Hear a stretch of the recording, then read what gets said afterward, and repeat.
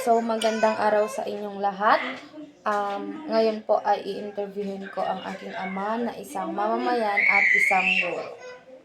Ready na po ba kayo? Okay. So, kayo po ba ay dumadalo sa barangay assembly at bakit?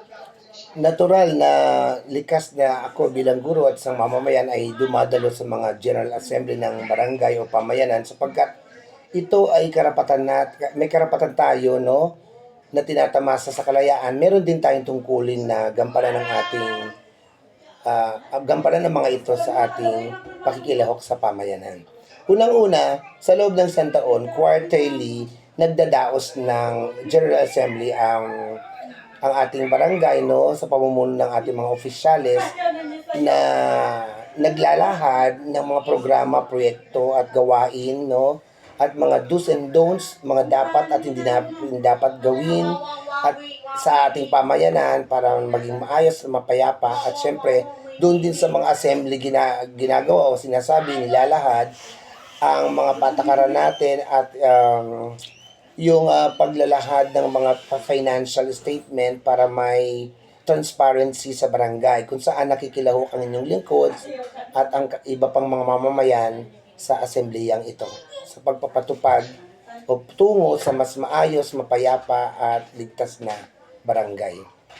Nakikilahok po ba kayo sa mga halalan or mga... Unang-una, gaya ng sinabi ko kanina, rights of suffragation, no? Karapatan nating o may karapatan tayo sa paghalal o pag-upo sa mga opisyales o mamumuno sa atin, no. Hindi dapat natin kalimutan ito dahil mahalaga ito na iluklok natin yung karapat-dapat tayong mga mamamayan ay nasa saligang batas, inatasan, no. Doon ka man. Ito ay dapat na gawin, no, sa halalan, lalo na ang mga mamamayan na umiwas doon sa mga tinatawag nating vote buying, isa yan sa mga problema natin. Pero ang inyong lingkod nakikilahok, hindi para makatanggap ng mga ganitong illegal, no, kundi nakikilahok para sa tunay na mauupo doon sa pwesto bilang pinuno ng ating barangay. Sa anong paraan po kayo nakikilahok sa inyong... Unang-una, bilang mamamayan at bilang guro, sa mga nakalipas na eleksyon, naging umupo ako bilang board of election, board of election, something like that, kung saan ginigiya mo, pinapatubayan mo yung mga botante sa loob ng mga presinto sa bawat barangay.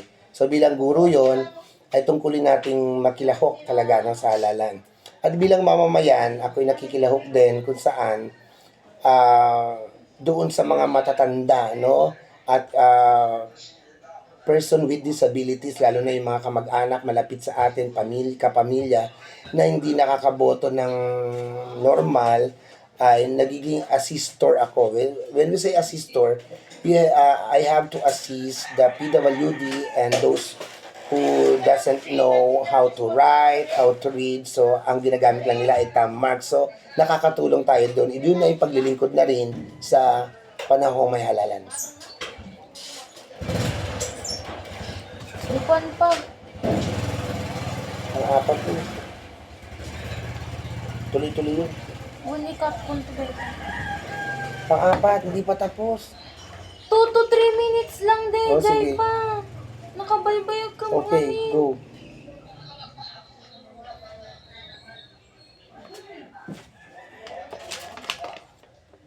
Go na. So, ayan guys, nakita natin sa interview mula sa aking ama na tayong mga mamamayan ay napakahalagang makilahok sa mga gawain, proyekto at mga programa ng pamayanan. Dahil ang tagumpay ng mga ito ay nakasalalay sa ating pakikilahok at pagkakaisa. Ito ay responsibilidad na dapat nating gampanan. Sa kabilang dako, dapat ding gampanan ng mga pinuno ang kanilang mga tungkulin sa mga mamamayan. Ika nga nila, mamamayan muna, hindi mamayana. Muli, ako po si Edwina Jason Del Rosario. Maraming salamat.